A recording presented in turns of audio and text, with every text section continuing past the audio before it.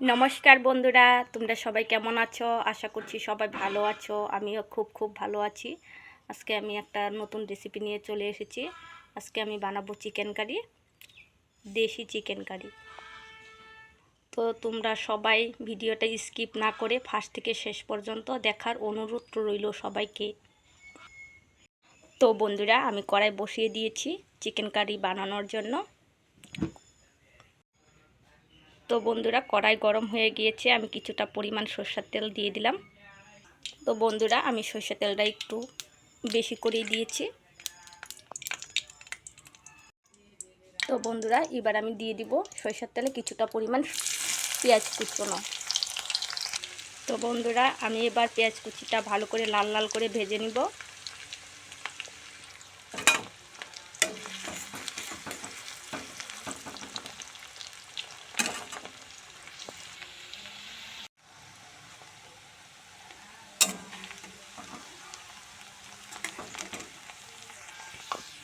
তো বন্ধুরা, আমি এবার দিয়ে দিব দুটা তেজপাতা।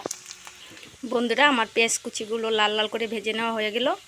বন্ধুরা, ওখানে আছে লঙ্কা বাটা, আদা বাটা, রসুন বাটা, পেঁয়াজ বাটা, হলুদ গুঁড়ো, আদা বাটা, সম্পূর্ণ মশলা ওখানে আছে। আমি এবার ওটা কড়াইতে দিয়ে দিব।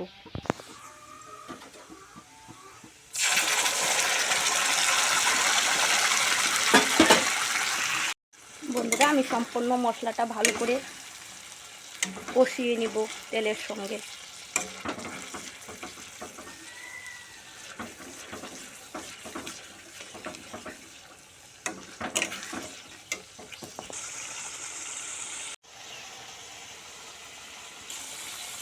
বন্ধুরা, আমি এবার দিয়ে দিব স্বাদ মতো লবণ।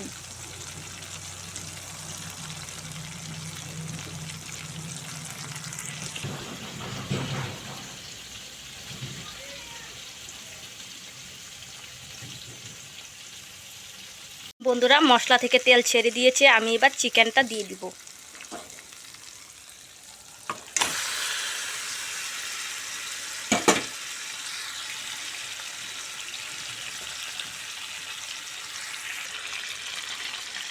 বন্ধুরা, এবার আমি মশলার সঙ্গে চিকেন ভালো করে মিশিয়ে নিব।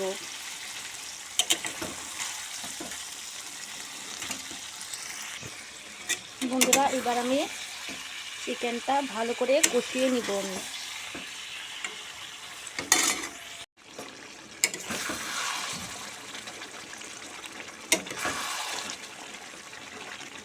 তো বন্ধুরা, আমি চিকেনটাতে কোনো আলু ব্যবহার করব না।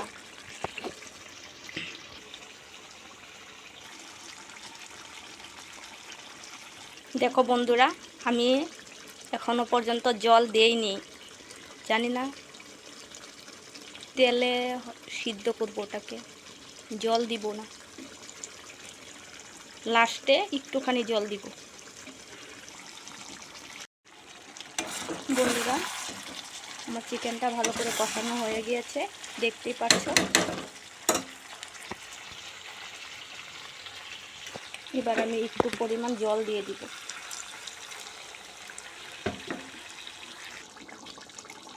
তো বন্ধুরা, আমার চিকেনটা প্রায় হয়েই এসেছে।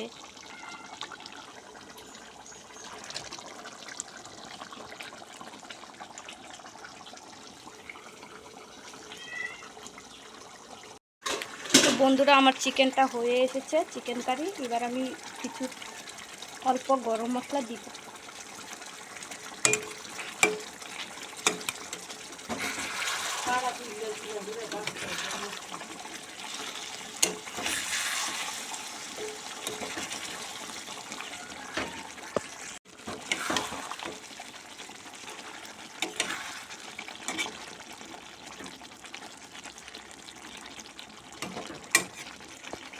তো বন্ধুরা, আমার চিকেন কারি হয়ে গিয়েছে, আমি এবার নামিয়ে নিব। বন্ধুরা, আমার চিকেন কারি হয়ে গিয়েছে, নামিয়ে নিয়েছি। আমার চিকেন কারিটা কেমন হয়েছে দেখতে তোমরা অবশ্যই জানাবে। আর ভালো লাগলে লাইক সাবস্ক্রাইব করতে ভুলো না। তো আজকের জন্য আসছি, টাটা, সবাই ভালো থেকো, সুস্থ থেকো।